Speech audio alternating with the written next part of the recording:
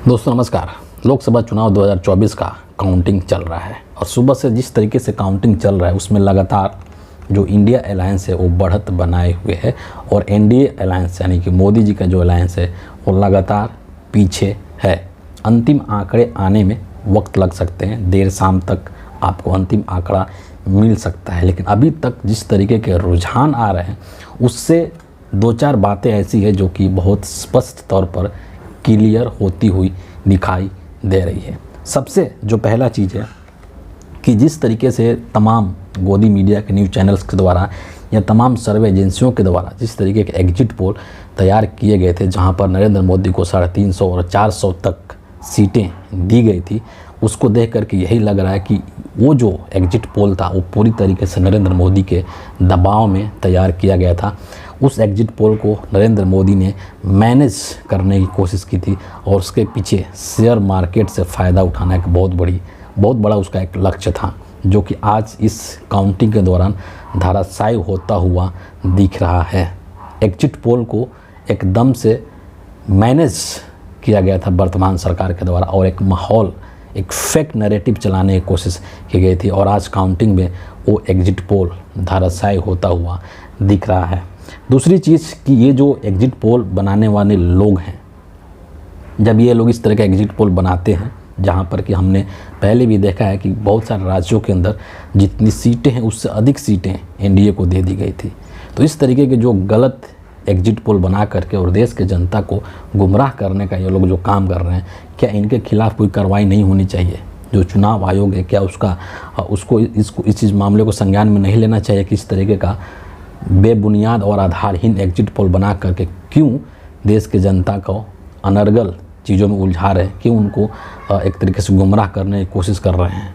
तो इस तरीके के एग्जिट पोल बनाने वाले जो लोग हैं, मुझे लगता है कि उनके ऊपर भी कोई ना कोई इस तरह की कार्रवाई होनी चाहिए या उस चीज़ को लेकर के कोई एक ऐसा ठोस चीज़ बनना चाहिए, कोई कानून, कोई नियम बनना चाहिए ताकि इस तरीके की अनर्गल एग्जिट पोल चुनाव से पहले ना बने और एक फेक नैरेटिव बनाने की कोशिश ना किया जाए एग्जिट पोल के माध्यम से। दूसरी चीज़ है कि ये जो रुझान आ रहे हैं अभी तक के काउंटिंग के, उसको देख कर के ये चीज़ लगता है कि इस बार 2024 के लोकसभा चुनाव में देश की जनता ने, हिंदुस्तान की जनता ने नरेंद्र मोदी को रिजेक्ट कर दिया है और जो चुनाव हुए हैं 2024 का, ये चुनाव पूरी तरीके से मुद्दों पर हुआ है जिसकी बात इंडिया अलायंस लगातार करता हुआ आ रहा था। मसलन कि बेरोजगारी का जो मसला था, किस तरीके से अग्निवीरों को ठगा गया है और किस तरीके से जो युवा है वो बेरोजगार है, खास करके पढ़ा लिखा युवा बेरोजगार है, नौकरी के लिए भटक रहा है,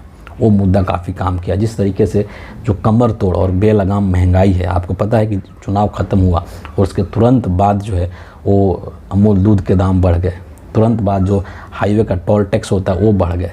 तो ये जो महंगाई है ना, ये लोगों की कमर तोड़ रही है, लोगों का जो इनकम है वो कम हो रहा है। महंगाई अधिक होने से लोग काफ़ी परेशान थे, बेरोजगारी, महंगाई।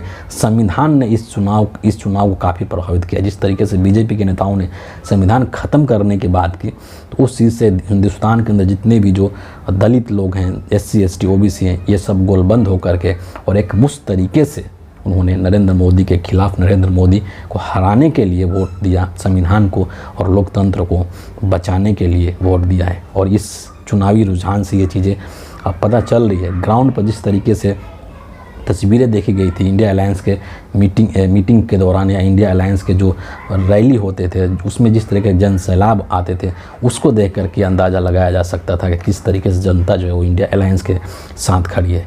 बीजेपी के बड़ी से बड़ी जो स्मृति ईरानी है वो भी अमेठी से चुनाव हार रहे हैं। राहुल गांधी दोनों ही जगहों से, वायनाड से भी और रायबरेली से भी चुनाव जीत रहे हैं। शाम तक मामला और क्लियर हो जाएगा। इंडिया अलायंस उत्तर प्रदेश के अंदर बहुत बेहतर परफॉर्मेंस कर रही है और तकरीबन 50 के आसपास सीटें इंडिया अलायंस जीतने वाली है। इसके अलावा ये जो काउंटिंग चल रही है इस प्रोसेस, इसमें कुछ त्रुटियां भी नज़र आ रही है समाजवादी पार्टी की तरफ से। और जो कांग्रेस पार्टी के जयराम रमेश हैं, उन्होंने एक ट्वीट करके जानकारी दी कि बहुत सारे जगहों पर जो काउंटिंग है उसको स्लो किया जा रहा है। जहाँ पर इंडिया अलायंस की जीत सुनिश्चित है वहाँ पर काउंटिंग स्लो की जा रही है। वहाँ अपडेट्स जो है चुनाव आयोग के वेबसाइट पर सही तरीके से नहीं दिया जा रहा है। तो अभी भी आपको बहुत तरीके से इसको मैनेज करने की कोशिश की जा रही है, ताकि लोगों को ये लगे कि चीज़ें जो बीजेपी के पक्ष में है, नरेंद्र मोदी के पक्ष में है। गोदी मीडिया के न्यूज़ चैनल्स पर अभी भी एनडीए अलायंस को बढ़त मिलता हुआ दिखाया जा रहा है और वहाँ पे इंडिया अलायंस को पीछे दिखाया जा रहा है। ये सब एक साजिश है, ये सब एक रणनीति के तहत किया जा रहा था कि अंत मोमेंट तक, ताकि लोगों को यही लगे कि नरेंद्र मोदी जीत रहा है। लेकिन जनता का मूड बदल चुका है, जनता जो है वो बदलाव के लिए वोट दिया है इस बार। और आपको शाम तक, मुझे इस चीज़ की पूरी उम्मीद है कि शाम तक इंडिया अलायंस की सरकार बन जाएगी, मतलब क्लियर हो जाएगा कि इंडिया अलायंस सरकार बनाने की स्थिति में आ चुकी है। और अंतिम आंकड़े, मतलब कहते हैं ना कि बकरे की माँ कब तक खैर मनाएगी। अगर आप चुनाव हार रहे हैं, अगर जनादेश आपके खिलाफ है, अगर जनता ने आपके खिलाफ जा कर के वोट किया है, तो आप कब तक उसको रोक पाएंगे। आप चाहे जितनी भी धीमी गति से काउंटिंग करवा लीजिए, आप अपडेट करने में जितना भी चाहे टाइम लगा लीजिए, लेकिन आप हार को टाल नहीं सकते हैं, हार होना ही है।